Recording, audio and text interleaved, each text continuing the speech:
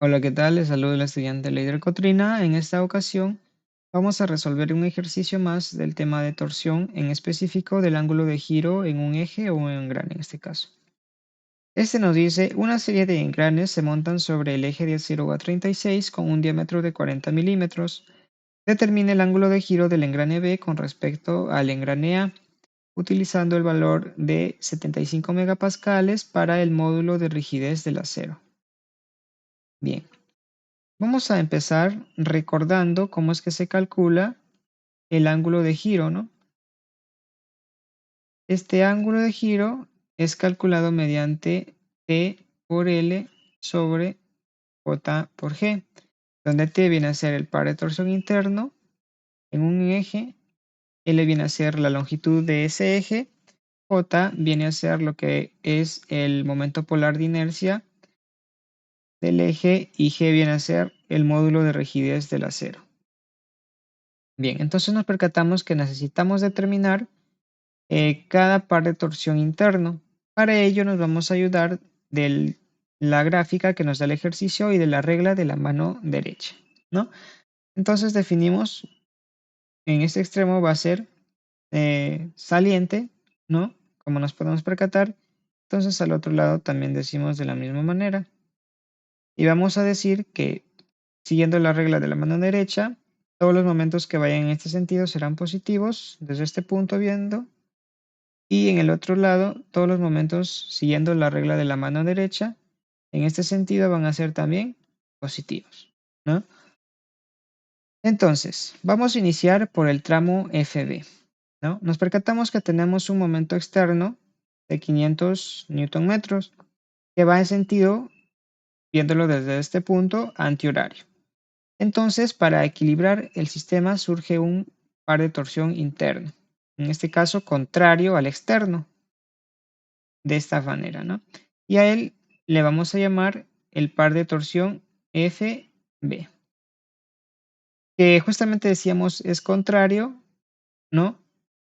Al externo, pero con el mismo valor, porque necesita equilibrar el sistema. Entonces, por acá decimos que ese par de torsión FB es igual a 500 Newton metros. Positivo, ¿no? ¿Por qué? Porque sigue el mismo sentido asumido, ¿no? Viéndolo desde el otro lado, que el que habíamos definido, ¿no?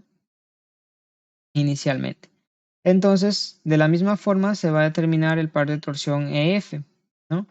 Nos percatamos que tenemos el externo de 500 y de 300. Entonces, en este punto también surgiría un par de torsión interno cuya función es equilibrar el sistema, ¿no? Entonces, va a estar también en este sentido, ¿no? Y ese le vamos a llamar par de torsión EF. Y para encontrar ese valor que equilibra el sistema, nos percatamos, ¿no? Hasta este tramo tenemos el par de torsión externo de 500 y el par de torsión externo de 300. El de 500 va en sentido antihorario y el de 300 va en sentido horario. Entonces se van a restar. Esa resta da 200, que va a estar en sentido opuesto al mayor, ¿no? Entonces, en ese sentido que habíamos definido, y como sigue el mismo sentido, viéndolo desde este punto, ¿no? Que habíamos definido también, va a ser positivo, ¿no? Entonces decimos TF igual a más 200 Newton metros. Ahora definamos el par de torsión en el tramo de E, ¿no? Para ello, tenemos pares de momentos externos en el mismo sentido, como el caso de 500 y 300, y en sentido contrario el de 500. Entonces, se sumarían 500 más 300, 800, menos 500 del punto B, va a ser 300, ¿no? Pero ¿en qué sentido? ¿No? El interno va a estar en sentido opuesto, en este caso a la suma mayor, y la suma mayor justamente viéndolo desde este punto es horaria. entonces en este punto va a estar el interno en sentido antihorario. Y ese va a ser el par de torsión que va a ser negativo, ¿no? ¿Por qué? Porque va en sentido contrario al que habíamos definido inicialmente viéndolo desde este punto de acá, ¿no? Ese valor va a ser menos 300 newton metros. Luego vamos a definir también el par de torsión en AD. Para ello tenemos 900, tenemos 500, ¿no? Que van en el mismo sentido, entonces se sumarían, luego restaríamos la suma de 500 más 300 que van en sentido opuesto, ¿no? Entonces 14 newton metros menos 800 newton metros nos da un valor de 600 newton metros en sentido opuesto a la suma mayor, que en este caso sería en sentido opuesto al antihorario. Entonces aquí sería horario, ¿no? El par de torsión interno. Ese va a ser el par de torsión AD. Y por acá decimos que ese par de torsión AD, habíamos dicho, va a ser positivo más 600 newton metros, porque es el valor que va a equilibrar el sistema. Bien. Ahora entonces ya podemos calcular el ángulo de giro de B respecto de A, que va a ser la sumatoria de todos los ángulos de giro en cada eje, ¿no?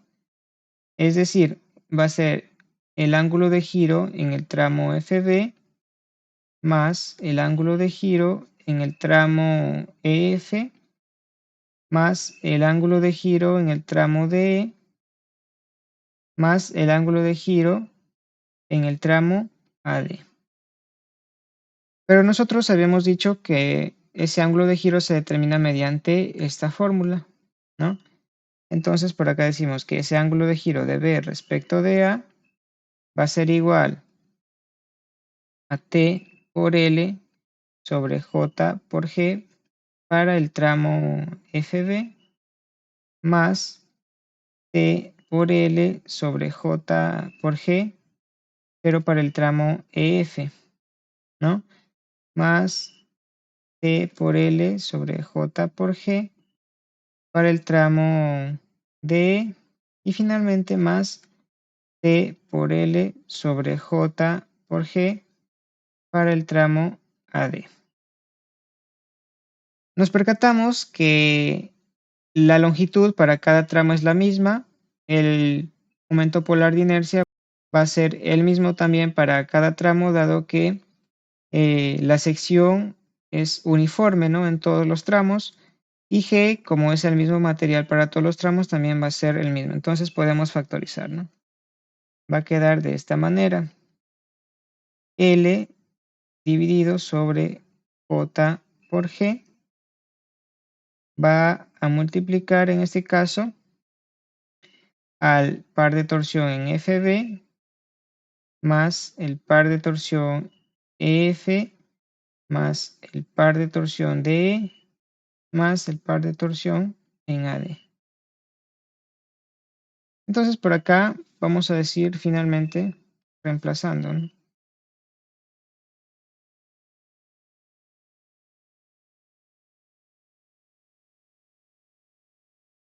Reemplazando.